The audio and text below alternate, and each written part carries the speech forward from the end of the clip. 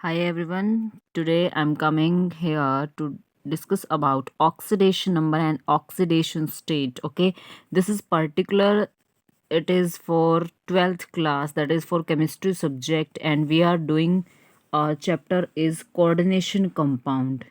We are doing coordination compound और coordination complexes chapter. Okay, हमारा जो 12th में कोऑर्डिनेशन कंपाउंड वाला चैप्टर है, कोऑर्डिनेशन कंपाउंड वाला जो हमारे पास चैप्टर यहाँ पर प्रेजेंट होता है, उस चैप्टर का हम डिस्कशन यहाँ पर कर रहे हैं। उस चैप्टर में आपके पास टॉपिक आएगा that is oxidation number and oxidation state.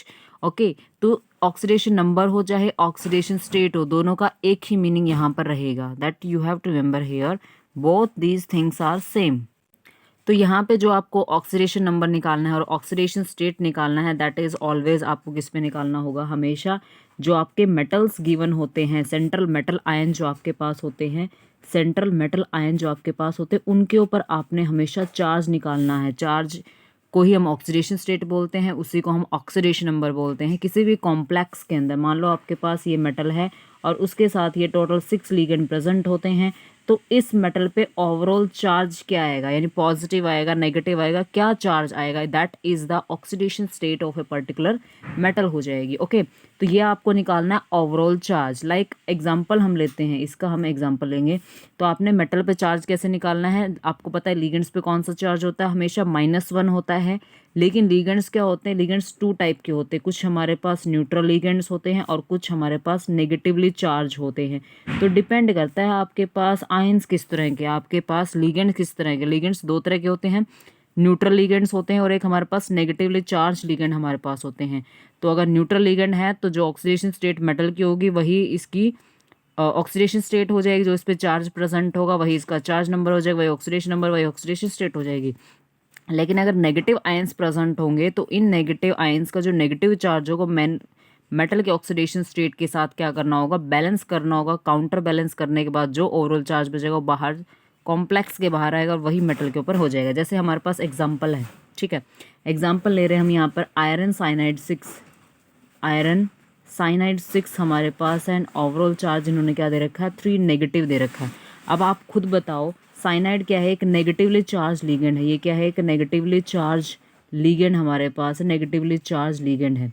तो जो नेगेटिवली चार्ज लिगेंड्स होते हैं उस पर कौन सा चार्ज रहेगा, नेगेटिव रहेगा। तो यहाँ पर साइनाइड कितने हैं हमारे पास, टोटल 6 साइनाइड हैं। 6 साइनाइड हमारे पास होते हैं, तो एक साइनाइड पे क्या होता है, एक नेगेटिव होता है। तो टोटल 6 साइनाइड पे कितना हो जाएगा हमारे पास, 6 नेगेटिव हो जाएगा। तो यहाँ पर हमारे पास इस कॉम्प्लेक्स के अंदर क्या है, आयरन प्रेजेंट होता है, साइनाइड 6 हमारे पास प्रेजेंट है, ओवरऑल चार्ज 3 नेगेटिव गिवन है कॉम्प्लेक्स के बाहर, ठीक है।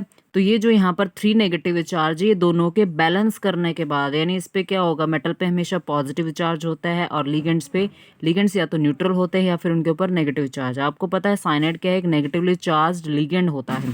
तो नेगेटिवली चार्ज पे क्या चार्ज होता है, लिगेंड के ऊपर नेगेटिव चार्ज होता है, यानी एक साइनाइड पे एक नेगेटिव होता है, एक साइनाइड पे एक नेगेटिव होता है। तो टोटल 6 साइनाइड पे कितना नेगेटिव चार्ज होगा, तो 6 नेगेटिव चार्ज हो जाएगा किसके ऊपर, 6 साइनाइड के ऊपर।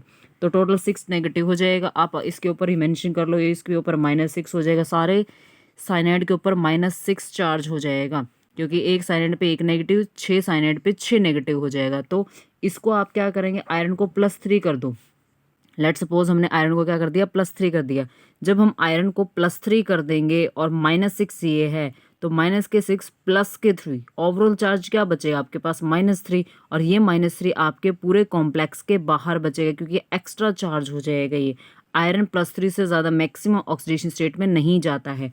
तो हेयर जो आपका आयरन होगा, आयरन की ऑक्सीडेशन स्टेट क्या हो जाएगी, आयरन की ऑक्सीडेशन स्टेट क्या हो जाएगी, that you have to remember, हमेशा आयरन की ऑक्सीडेशन स्टेट हो जाएगी +3। और यही आपको फाइंड आउट करना था कि आयरन पे ऑक्सीडेशन स्टेट क्या आएगी, यानी मेटल के ऊपर ऑक्सीडेशन स्टेट क्या आएगी। तो मेटल पे जो ऑक्सीडेशन स्टेट आएगी दैट विल बी हमारे पास क्या आएगी, +3। ये आपको ओवरऑल करके निकालना है। जैसे हम दूसरा एग्जाम्पल लेते हैं, जैसे हमारे पास एक ये कॉम्प्लेक्स आपको दे रखा है, कॉपर अमोनिया दे रखा है, इन्होंने कॉपर अमोनिया 4 दे रखा है, और यहाँ पर क्या दे रखा है, बाहर हमारे पास सल्फेट प्रेजेंट है। अब इस कॉम्प्लेक्स को आप ध्यान से देखिए, यहाँ पर क्या है, आपको पता है सल्फेट पे क्या चार्ज होता है, सल्फेट पे -2 चार्ज होता है, ठीक है। तो इस कॉम्प्लेक्स के बाहर कितना मिलेगा, +2 मिलेगा, क्योंकि -2 और +2 क्या रहेंगे, यहाँ पर बैलेंस रहेंगे। तो ये आपको ध्यान रखना है, उसी तरह से याद रखना है कॉपर के साथ जो यहाँ पर अमोनिया प्रेजेंट है, कॉपर के साथ जो 4 अमोनिया प्रेजेंट है, और अमोनिया आपके पास क्या होता है, एक न्यूट्रल लिगेंड होता है। ये क्या होता है, एक न्यूट्रल लिगेंड। तो न्यूट्रल लिगेंड पे कोई चार्ज नहीं होता है, आई समझ में। और सल्फेट यहाँ पर बार प्रेजेंट, सल्फेट पे हमेशा क्या होता है, -2 चार्ज होता है। तो आपको पता है इस कॉम्प्लेक्स के बाहर क्या होना चाहिए, +2 का चार्ज होना चाहिए, क्योंकि -2 और +2 आपस में न्यूट्रल हो जाएंगे। न्यूट्रल हो जाएंगे तो इनके ऊपर क्या हो जाएगी, स्टेबल हो जाएंगे, स्टेबल हो जाएंगे तो न्यूट्रल हो जाएगा। कॉम्प्लेक्स क्या हो जाएगा हमारे पास, न्यूट्रल कॉम्प्लेक्स हो जाएगा। ये आपको ध्यान रखना है। तो यहाँ पर कॉपर के ऊपर ही +2 ऑक्सीडेशन स्टेट है, क्योंकि अमोनिया एक न्यूट्रल लिगेंड है, इसके ऊपर कोई चार्ज नहीं है, अमोनिया के ऊपर कोई चार्ज नहीं है, that is a neutral ligand हो जाएगा। और कॉपर पे ही 2+ रखना पड़ेगा, कॉपर पे +2 रखेंगे तो ओवरऑल चार्ज क्या बचेगा, 2+, क्योंकि ये न्यूट्रल है। न्यूट्रल, इससे कोई बैलेंस नहीं, कोई न्यूट्रलाइजेशन नहीं, कोई नेगेटिव पॉजिटिव नहीं है न्यूट्रल अमोनिया के ऊपर। तो +2 रखना पड़ेगा कॉपर पे +2, ओवरऑल चार्ज क्या आ जाएगा हमारे पास, +2, और ये +2 इस -2 से बैलेंस हो जाएगा, यानी +2 और -2 न्यूट्रलाइज कर जाएंगे और ओवरऑल कॉम्प्लेक्स कैसा आ जाएगा हमारा, न्यूट्रल आ जाएगा। तो इसमें कॉपर के ऊपर ऑक्सीडेशन स्टेट क्या हुई, कॉपर पे ऑक्सीडेशन स्टेट क्या आई हमारे पास यहाँ पर आई, दैट इज +2 ऑक्सीडेशन स्टेट। तो कॉपर यहाँ पर किस ऑक्सीडेशन स्टेट में है, +2 ऑक्सीडेशन स्टेट में है यहाँ पर, आई समझ में।